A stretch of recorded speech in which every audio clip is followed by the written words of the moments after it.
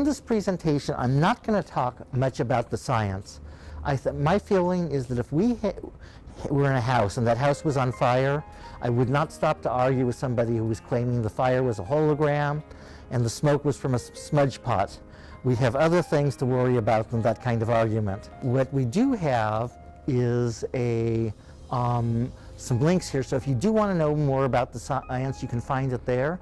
And two that I really recommend is Skeptical Science. That's really good for popular, and if you want real scientists talking with no compromises, they're talking to science, but they're still trying to be clear to lay people, realclimate.org is great for that.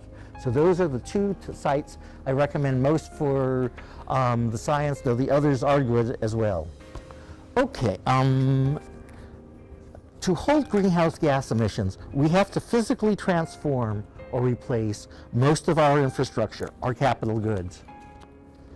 We have to improve the efficiency with which we use energy, and you can see top left, that's a recycling plant owned by Interface Floor, which is the biggest manufacturer of carpets in the world, and that has lowered their greenhouse gas emissions by more than 75% per carpet unit. A lot of it, well, they use green energy, a lot of that is just through various types of efficiency. In the center is just what it looks like. Center top, a conventional freight train powered by old-fashioned diesel. And while diesel is very polluting, you can move a ton of freight 1 mile with 1/20th the energy using that freight train that you can with a truck. So it's century-old technology, but it's still tremendous efficiency gain. Extreme right, top and bottom, you see an obviously old building. And old buildings can be improved and made more efficient. Typically, you can cut energy in an old building by 30%. Extreme left, and new buildings, if you build it from scratch to be efficient, you can do huge cuts, as much as 80%. But even an old existing one, which after all will always be most of our buildings, you can cut energy. Last thing is a BART line, BART F line, and it's just another conventional light rail electric train, nothing fancy, but it still takes less energy and produces less emissions to travel a mile in that than it does in an automobile. If the electricity for that was produced renewably, it would really provide very efficient transportation. Of course, we're not going to eliminate emissions just with efficiency, so these are just two examples. That is a concentrating solar power, and that works by using mirrors to focus sunlight to boil water or other fluid. Power like this on 2% of desert land would provide all the energy the world needs. Not just all the electricity, all the energy. Now, I will say that the desert is fragile, and putting something up there is not the best thing for the environment, but you've got to consider that right now we're doing coal and uranium mining in the desert, and this would be a heck of a lot lower impact than coal or uranium mining.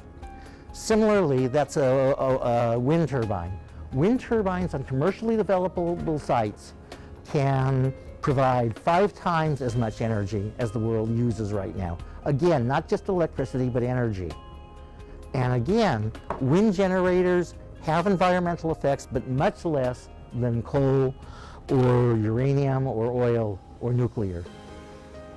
I will also add that you can reduce the impact further because you can also put solar panels on roofs. There are places you can, but even I'm deliberately choosing big wind and big solar, and even though a lot of people don't like that, and there are arguments against them, they certainly are nowhere near the impact of coal or nuclear or oil or natural gas.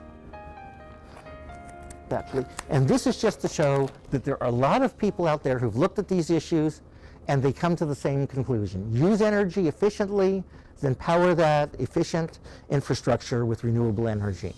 Now, what you've just heard is the elevator pitch on technology. We're not going to deal much with technology today, but I just wanted to give you a quick overview.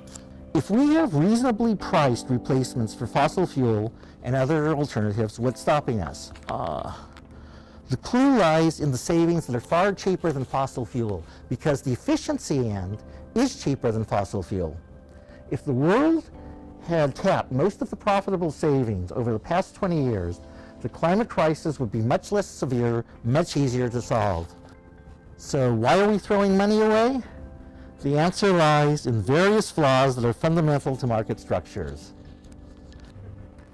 The next section, we'll talk about market flaws and use that discussion to move beyond market flaws into maybe a deeper analysis of what's wrong. So, consider a landlord-tenant relationship. If a tenant installs insulation, she may move before recovering the cost. If a landlord provides insulation, the landlord is providing savings for the tenants, not for herself. We lose profitable opportunities to save energy and reduce emissions due to conflicts of interest. Now, there are ways around it, but it's much harder when you have to work around something when when the structure isn't already making the incentives align right. So another thing, we talked about insulation, but also in general, a utility can afford to invest more to produce a kilowatt hour of electricity than an electricity consumer can spend to save that same amount. Profitable opportunities to save energy and reduce emissions are lost when they occur where capital is expensive. And when I talk about profitable alternatives being lost, it's not because profit is the be-all and end-all, but it's one of the things markets are supposed to do is get people to do things that make a profit. When a market doesn't even encourage businesses to do the stuff that make a profit, it's really a sign that even by the standards of that market, something serious is wrong. You also get this inside firms. Bill could recommend investing money to save energy, but the expense of that investment would show up in his department's cost, while savings would improve the bottom line for Betty's section. Accounting flaws reduce Bill's incentive to ask for the budget to make that investment. Conflicts between management and owners and labor can cost productivity and waste resources. And that's a very important point. It was called El Cortito, the devil's arm and the short one. The United Farm Workers' victory against the short-handled hoe in the 70s offers a lesson about the link between class inequality and greenhouse gas pollution. The short-handled hoe destroyed lives. A lawyer representing the workers tried El Cortito, but gave up in agony after a few hours. As the UFW-led movement against El Cortito grew stronger, growers claimed ending this torment would hurt productivity and drive them into bankruptcy. It seems as though it will bankrupt us is always the response of owners and top managers to any attempt to improve the lives of ordinary workers. In 1975, when El Cortito was finally eliminated, the head of Bud Ansel, a major lettuce grower, admitted worker productivity rose the first day of the ban. Because one of the things I think they overlooked is for the owners, for the lettuce growers, it was all about control. When you use a short-handled hoe bent down by this, your muscles bunch and tense. So if anybody slacked even for a second, took a pause to relieve the pain, the muscles relaxed a little and the supervisor could see it. As I said, the short-handled hoe was not just an instrument of torture, it was an instrument of control. And so the owners overlooked that when that torture ended, yes, they lose a little bit of control, but people not in horrible pain can work more effectively. And I think you find in general that this is a big source of this kind of flaw. Owners and managers very much concentrate on control. It's part of the structure of markets.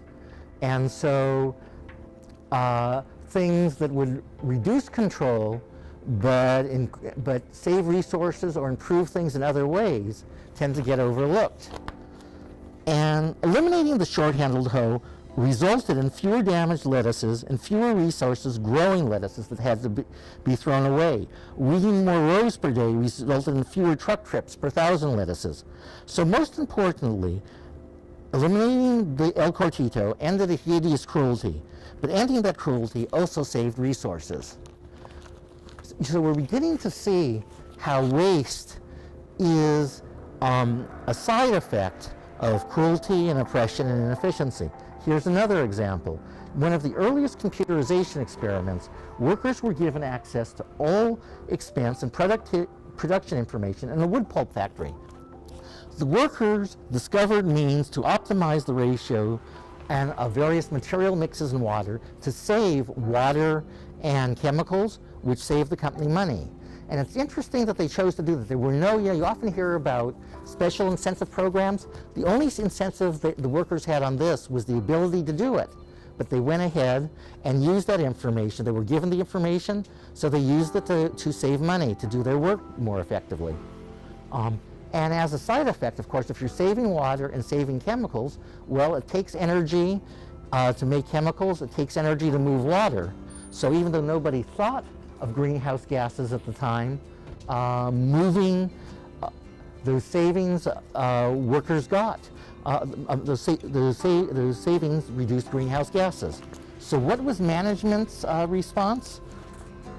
Management response was to cut off worker access. Security concerns, some said, but in interviews, middle managers wondered aloud, cutting expenses is our job. If workers can control expenses and improve productivity, what does anyone need us for? Control again. Instead, as you can see, management reconfigure the system to monitor workers. Micromanagement would let administrators be the one to cut expenses and improve productivity. Productivity increases slow, as did the rate of innovation and cost cutting. In this case, the conflict was between middle managers and workers rather than owners and workers. Okay, let's zoom up. You've seen two examples of class conflict, leading to waste, but there's an interesting general statistic about that. Businesses demand much higher rates of return for investments in energy and water and raw materials, what are called flow costs, than they demand for savings in labor or things that increase market share or sales. Now, there are some reasons for this. I won't go into transaction costs, but even if you take all those things into consideration, a company typically at one point required an 8% on investment and labor saving, but a 65% return on investment in energy savings.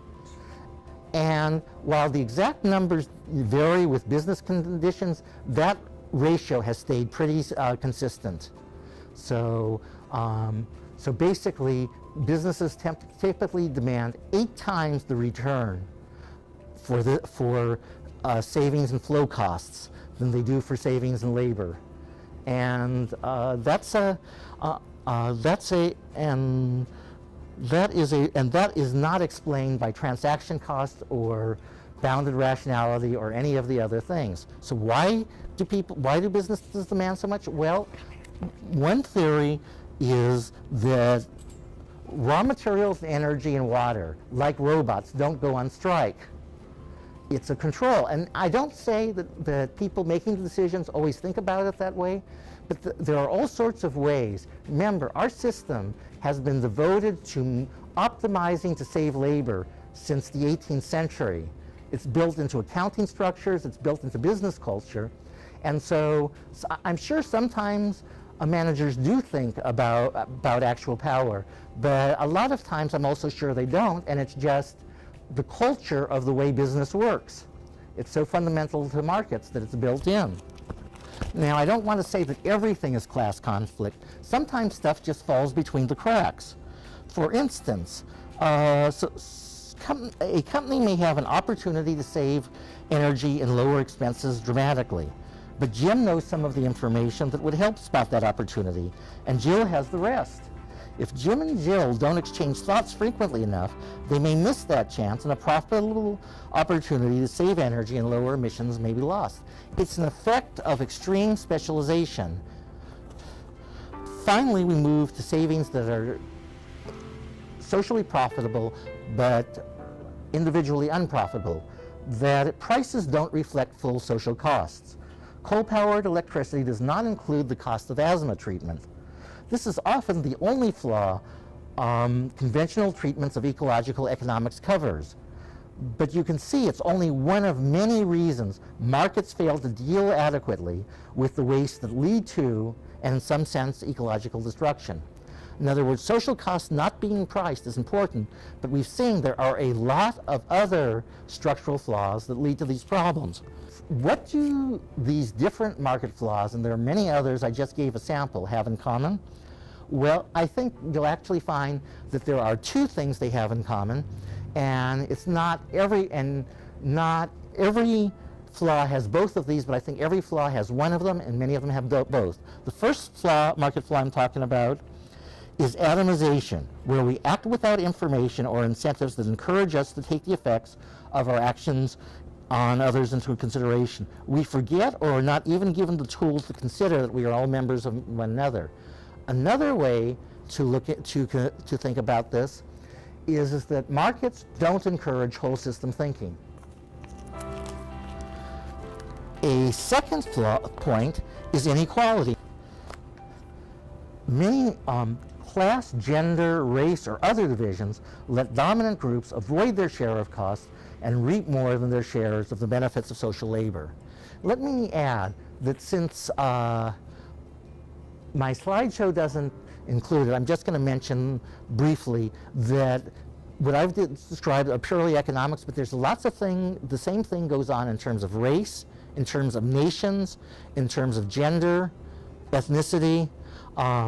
You can find flaws very much parallel to this, and some of them were at the root of what's sometimes called primitive accumulation that led to the system. So the history of, especially if you want the, even today this goes on, but think of right now the railroads planning to build a coal terminal in Cherry Point over Indian sacred land and one of the major burial grounds that was used right up to the 50s. That's straight out taking resources from another people. But, and that my main book, the academic book, I have a whole chapter on this sort of thing, but I don't want to take all our time, so I'm just going to say there are as many non-economic things as there are economic things. Before we get into solutions, I want to spend some time on a false solution. It's a detour, the offset system that lets polluters pay others to reduce emissions on their behalf, like buying indulgences in medieval churches. Yet offsets have become so woven into climate change discourse that many environmentalists can't even conceive of an alternative. Cheat Neutral is a satiric website. It offers people who cheat on their spouses or partners the chance to pay loyal and faithful people to stay loyal and faithful, just offsetting their cheating. And now, well, there's a lot of illogic in offsets. I also want to say that it does real and horrible things. The very earliest offsets was an experimental offset, growing trees, funded by the World Bank in Uganda, and they ended up having indigenous people who lived in that forest. They said, we're going to declare this forest a national carbon reserve. We're going to throw, and they threw the people who lived in the forest out at gunpoint and declared it a carbon offset.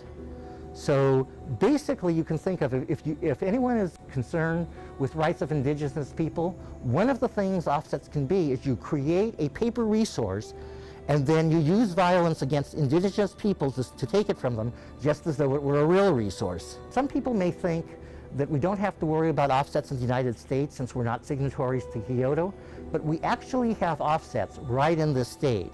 We are a member of the Washington Climate Initiative. The Washington Climate Initiative allows offsets, including specifically forestry offsets. So now I'm going to go a little bit into something that maybe is not robbing indigenous people as badly, but at the same time it's a good demonstration of the illogical part of this, in addition to the immorality. So, HFC 23, fluoroform, is one of the most powerful greenhouse gases. thousands of times more damaging to the climate than carbon dioxide. It's mostly produced as a side effect of making Teflon and refrigerants. Teflon is used in a variety of products, including bullets, gears, and lubricants. Factories in the global north normally minimize the output of this in order just to make their production efficient. Generally, they incinerate much of what HFC-23 they do produce just for public relations. It's cheap to incinerate, and it looks good. Producers in the global south are not as careful. Often owned by northern corporations or contractors for them, their competitive advantage is cheap labor to exploit.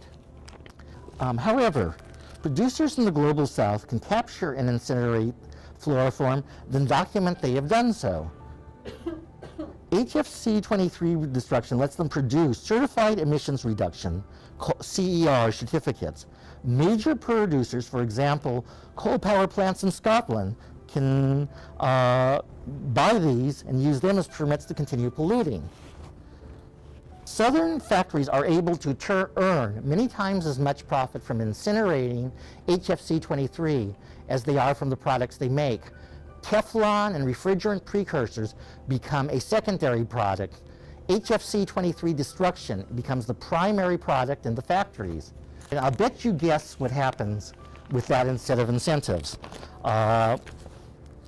Factories in the global south increased their capacities and ran 24 hours a day to produce more HFC-23 to destroy.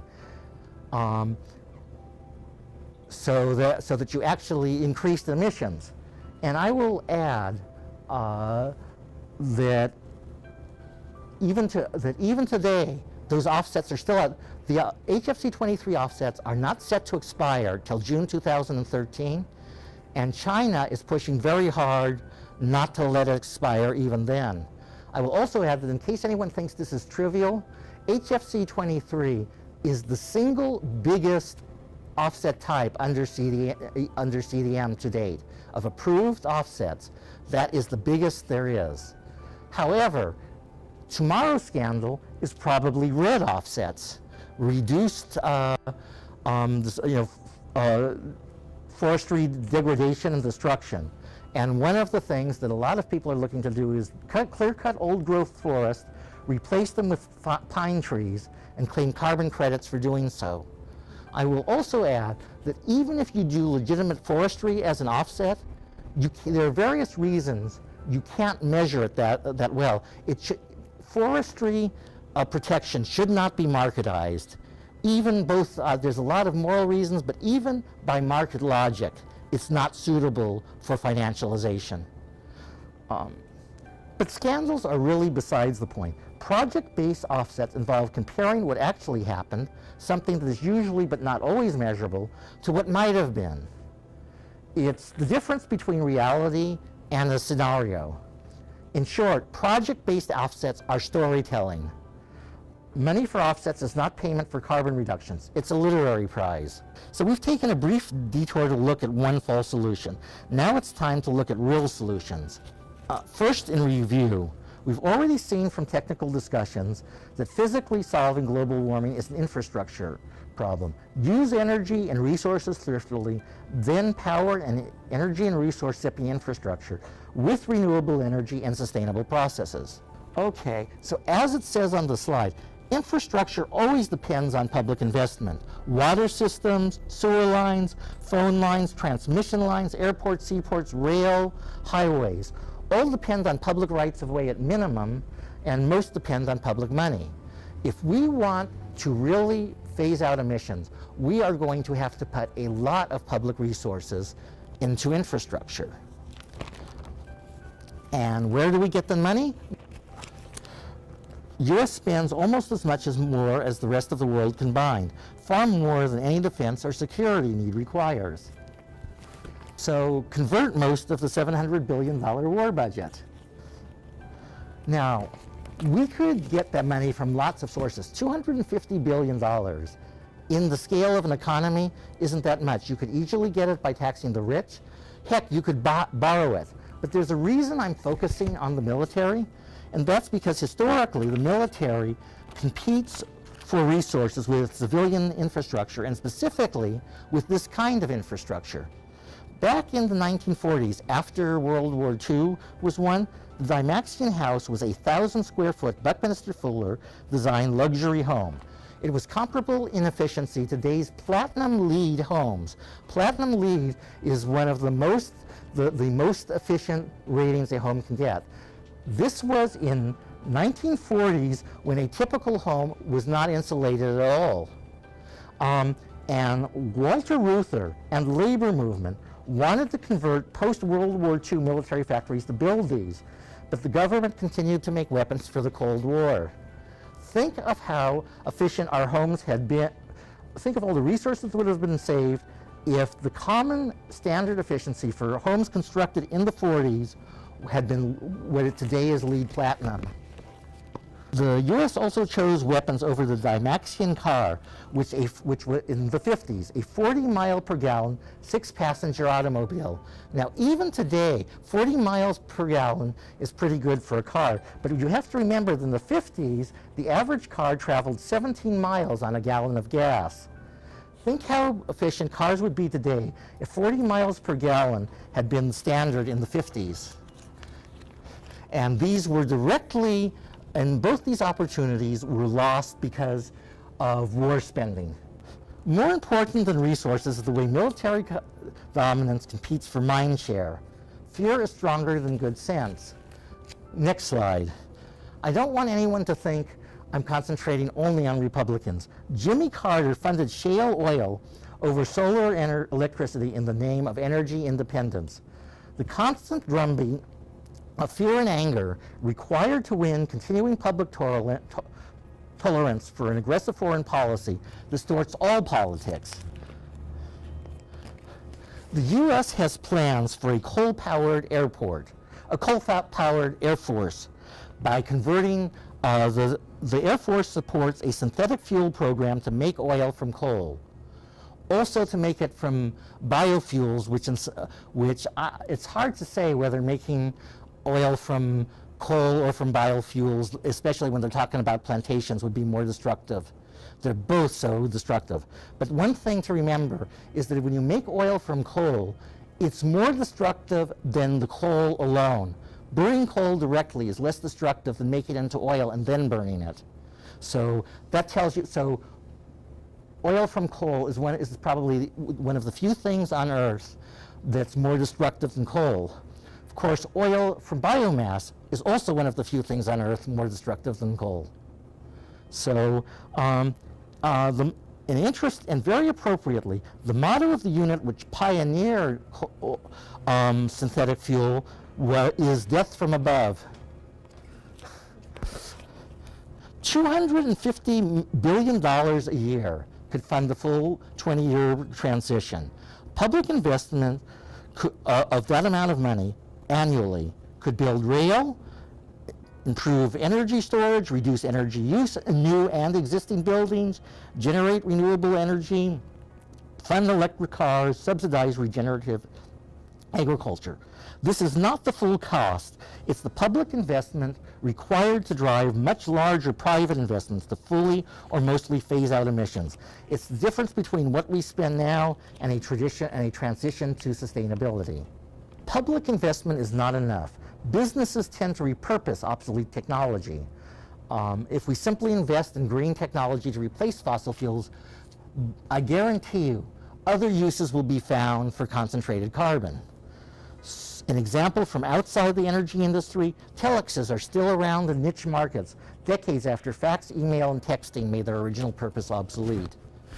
In spite of how they're slandered as command and control, traditional regulations save lives. Seatbelt, fire, building, consumer, worker protection. I'm sure you can think of examples. So here, an example of energy rules. Buildings in the UK use about half the energy ours do, thanks in part to building standards. Japanese autos average 30% gas miles than ours, thanks to efficiency regs. Appliances and office equipment standards, as this Japanese refrigerator illustrates. Top runner means the most efficient appliance one year sets a new standard for subsequent year. And I know when you see these figures, maybe you're thinking, This amount of efficiency isn't enough, but remember, efficiency doesn't do the job alone.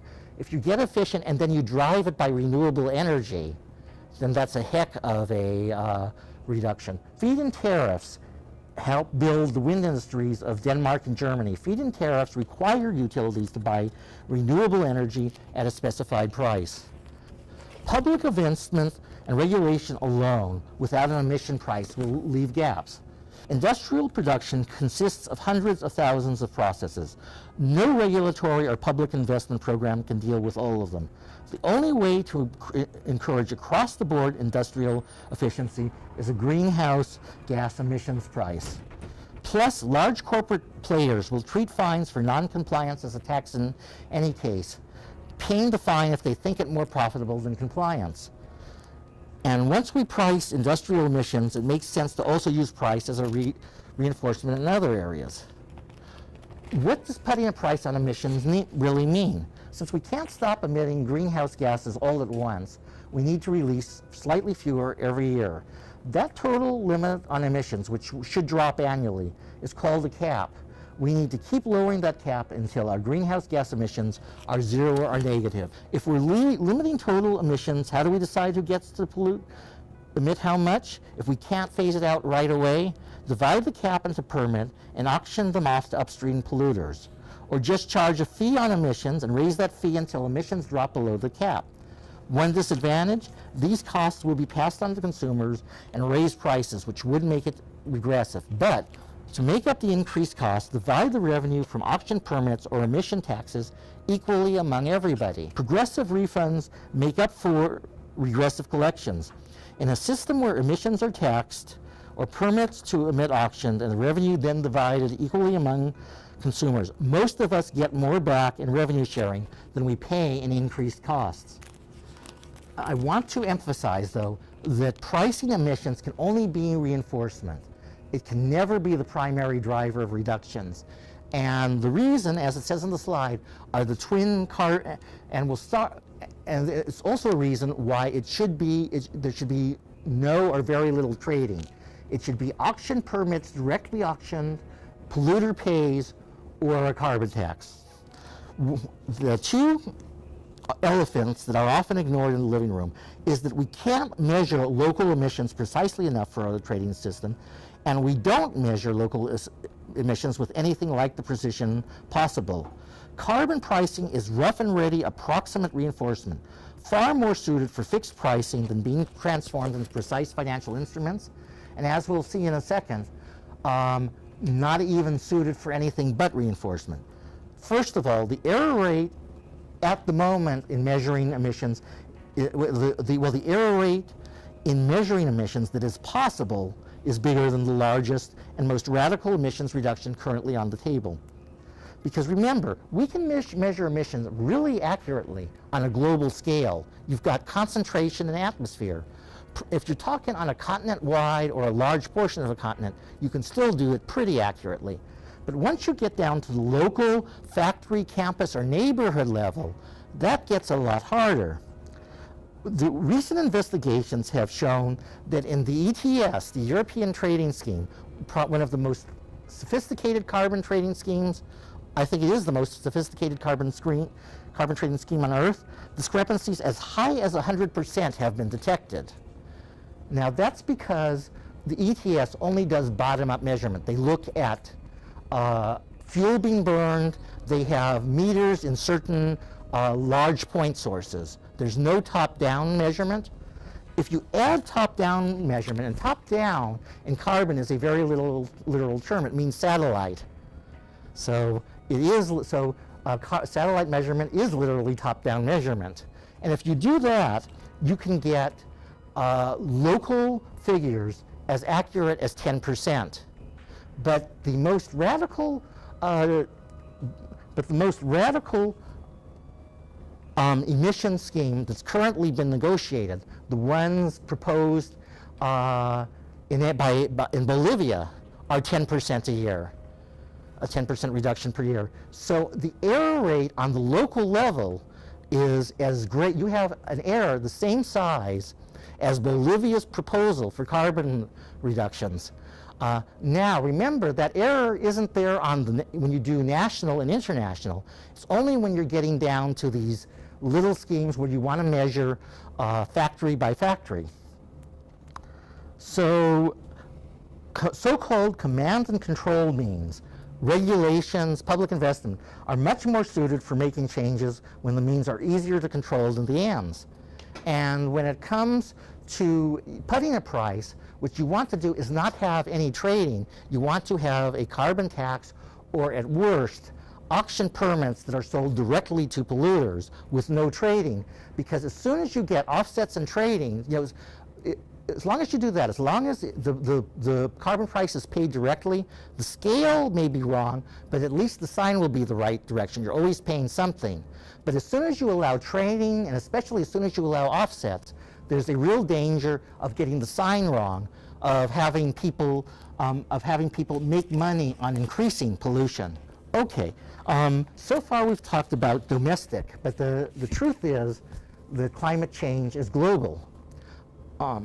If the global south, the poor nations, stop polluting today, what we in the global north and the rich nations are doing would by itself push us over from disaster to catastrophe.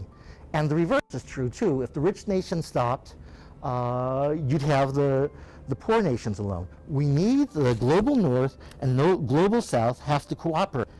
It's highly unlikely for the global north and global south to work together while the north reserves the right to invade, bomb, and torture southern nations at whim. And the children in this photo, by the way, were all injured by U.S. military action in Iraq. They were all brought to the U.S. for medical treatment by No More Victims, a grassroots group that works for peace one child at a time. The world won't work together against the climate crisis so long as the global south has no protection against military or economic crisis imposed by the global north. The global north has used up all the atmospheric space that could have allowed development by the northern path. We can't expect the global south to pay for that fact. Clean development is more intensive than dirty fossil fuels. The global north will have to provide some of that capital, probably as much as we spend on our own transition. This daunting transition requires us to make many political changes at the same time. We need to completely transform our infrastructure. We need to convert our military budget to green investment, pass tough new efficiency and renewable requirements, a price on emissions, the revenue rebated to consumers, a less regressive military power policy, serious negotiations with the global south, and if we expect the global south to cut emissions, we will have to pay some of the costs. That's a heck of a lot to do. Environmental clauses, including global warming, are not high enough priority in the U.S. public mind to serve as a basis for this many large changes. Fortunately, there are many reasons other than solving the climate crisis for taking necessary steps. There are many moral reasons to oppose aggressive northern foreign policy other than worries about undermining the climate deal. Public green investment would benefit a great many other causes besides narrow environmental ones. Inequality and atomization are at the root of the waste that created the climate crisis. We are part of the 99%. All fights for justice, equality, democracy, community, and freedom are our struggle. Climate change and environmental activists have to see our fights as part of a larger movement, as do supporters of other causes. Somehow, all of us working against inequality and justice have to transcend our own atomization and inequality to build a larger movement of which each separate struggle is just one part. What happens next is in our hands. Thank you. Okay, so, and I will add something. One other thing is, these are very important to start thinking big, because it does seem on the left that we don't, but at the same time, thinking big doesn't mean we don't do local struggles and support things like tribal, indigenous struggles, who are leaders in making local change. I mean, we do have to act locally also, but as opposed to think globally and act locally, we have to think globally, act locally, and act globally. And at this point, I will say, any questions? I thought it was very interesting that you said you do not want them to trade because there's so much money now. in that. Yes. That was very, very interesting. I thought Yes. this was great. Because then the carbon trades don't make sense. Yes. Well, not the carbon trades don't make sense from an environmental standpoint. They make a lot of sense from people making a profit. Right. They're a huge, they're, as I said, they're a whole new chance to create a new paper resource that can be, even though it's paper and artificial, it can be extracted by force from indigenous people. And the red is really about that. I know there's some indigenous people who are signing on to red, but I think they're making a mistake and that they're going to find themselves in the same position as a lot of other people a lot of other indigenous people who signed treaties who thought it would benefit them.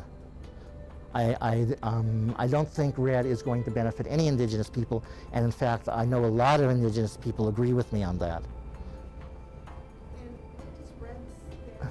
Reduced, and I'm forgetting the E from deforestation and degradation. Reduced emission from forest degradation and destruction and degradation. In other words, you're stopping forests from being destroyed, and you're stopping forests from being degraded, which is a good cause, but it isn't what. But that's a great title. If red really did that, nobody would be against it. Kind of like Operation Iraqi Freedom. Yes, like Operation Iraqi Freedom, Zoltan says. Great. Yes. You said what we all should want to happen. The Kyoto Protocol is being replaced next year. Do you get a sense, besides the red part of it, where they're moving towards as to what will replace the Kyoto Protocol? Right now, it looks like they're going to be making some cosmetic improvements, well, in heart, making it worse. It's not just red. What they're going to do, what the outline of what they're aiming for, is to have a tighter cap, a lower cap, but then make that cap meaningless by having more offsets. So they're going to allow more. One of the types of offsets they're going to look at sectorial and other types of mass offsets where you improve a whole bunch of offsets at the same time. They're trying to push that through under the guise of offset reform, but what it really is a way of approving a lot more at once. So red is actually part of a larger offset creation plan. I've been struggling with, in what way could you see putting pressure on the coal industry? Is there anything you can think of? Get some sort of unity where we have the power. I mean, I don't know, I don't see them responding to pressure, because basically what we need to do is destroy them. I don't see, pressure, and pressure involves some sort of compromise, and the coal industry, really, I can't imagine any compromise. The coal industry needs to be destroyed. I mean, I don't see. You could have some compromise with the workers where you provide them with jobs, and in fact, if we get the power to destroy the coal industry, we would have the power to do that, and we should. But I can't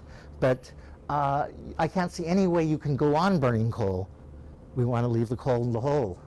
Is it difficult to convert a coal power plant to another renewable user?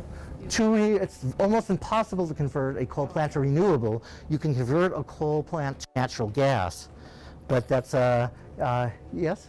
What's the better? I mean, what's an alternative that's as readily available and realistic for us to be using to coal? Are you talking as individuals or as a society? As a society. As a society, there are actually if you have solar and wind combined, That's a very realistic alternative to coal. It's not something you can just put in your house while the society stays the same. One of the things is there isn't much in the way of individual solutions other than efficiency. Efficiency, if you want, you can do in your own home. There are things you can do at the local community level, and again, more efficiency. In some cases, you can do renewables at the local level, even though you don't have the advantages of connecting it to others as much. But here's the sad truth. There's almost nothing. And some of them you can recycle. You can live as green a lifestyle as you can, but past a certain point, there isn't anything you can do just as an individual. If you want to do things, you get together with other people and do them. It doesn't have to just wait for the nation to change, because there's a lot you can do at a community level. And one of the things is Zoltan here can tell you that indigenous people in this country and the state have a lot to teach us about what can be done at a community level. So I just learned and didn't know that wind in this state requires natural gas in order to get that whole process in place. That's the source of energy that's required to launch it in the state, and that was an interesting thing. One, decentralization is great up to a point, but the thing is, electricity isn't very powerful, very valuable if you can't get it when you want it. And the problem with purely local is that if you just generate wind or solar locally, wind doesn't always blow, sun doesn't shine at night, and while there's storage possible, storage is really, really expensive right now. So, and somebody did a study, how much of our energy could be provided by wind and solar alone, not even taking other things into consideration, without storage? And it turns out with transmission and placing it in the right place, 70%. But that's how much without any storage at all. And then you can add storage and shaping from existing hydro and from geothermal, and you get to 100% renewable. But the thing is, you're not going to do that without long-distance transmission. Whatever the problems with long-distance transmission, if you want renewable electricity, and yes, we can do conservation and efficiency and reduce our use, but the problem is unreliable electricity doesn't become more reliable when you use less of it.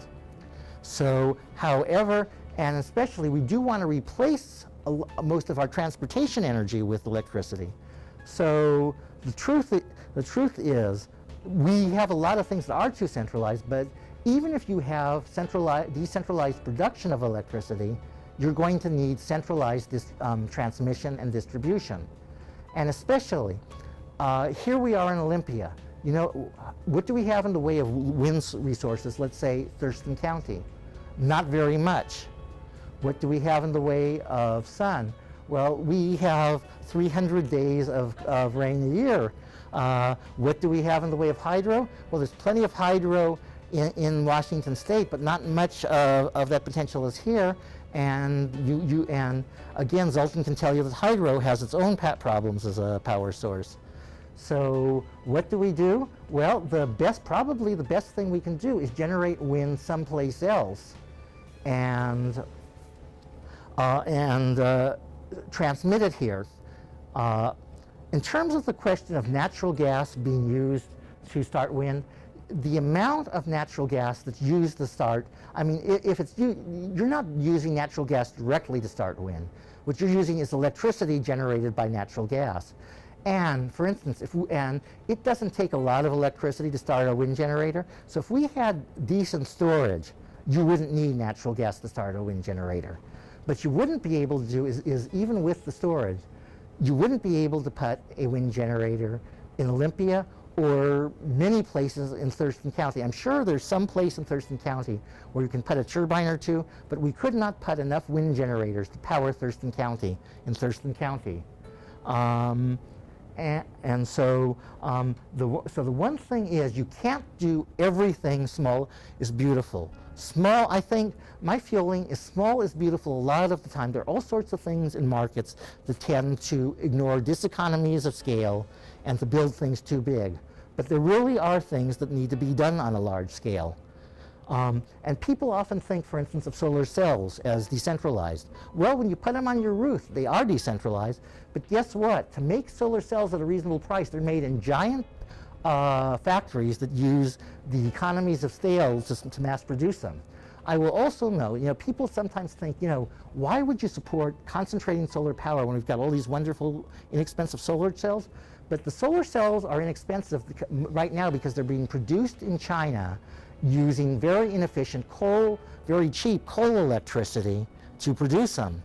And they also use a lot more toxic metals as ingredients in solar cells than concentrating. So actually, concentrating solar power, even though it's big and centralized, has a lower environmental footprint than solar cells on your roof. There's so much technology, though, that we're still getting into. In India, they have a tree that grows a particular fruit that actually, similar to what you do in science in grade school, where you stick electrodes into a potato and you can light up a light bulb. But this will actually last for a month and will light the lights in a house. So some of it is,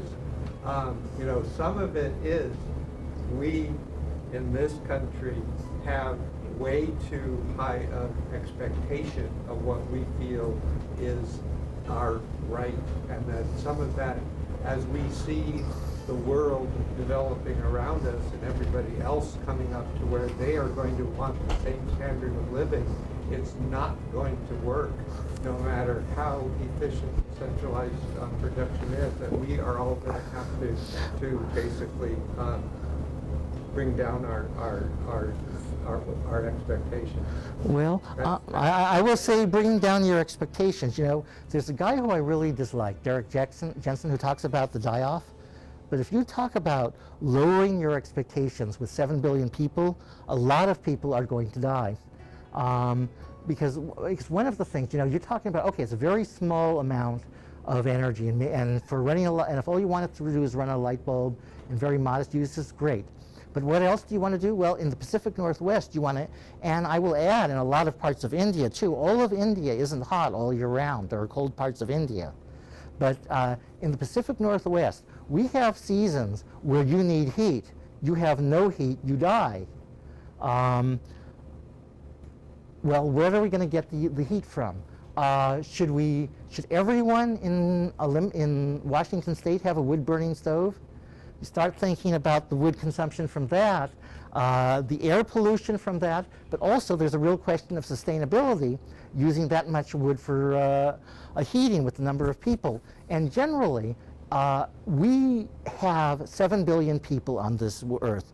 There is no way out but through. We have to use technology. There's no sustainable way to keep them alive without using technology. It doesn't have to be the same things we're doing. The level of technology isn't the same thing as having coal plants, but solar and wind doesn't produce carbon emissions, and done right, it doesn't have a big environmental footprint in other ways. It doesn't have zero environmental footprint.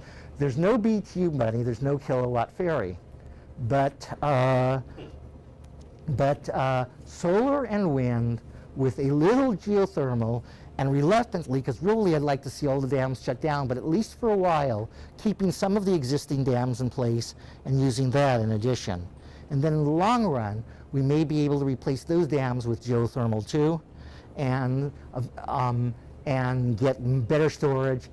But that's the long run. But right now, we have to rely. But at any rate, if we want to keep the people on this earth alive, we're going to need to make pretty extensive use of solar and wind. And even though GDP is a lousy measure of economy, the people in the poor nations are going to need a higher GDP than they have now. If you took the current GDP of the world and divided it equally, you would find everyone on earth would have about the living standard of Cuba. And some people who haven't been to Cuba, that sounds great, but I'll tell you, if you want to say the Cuban standard of living is great, you know who you would ask about that? Fidel Castro. He'll tell you that he wants the people of Cuba to have a better standard of living than they have now.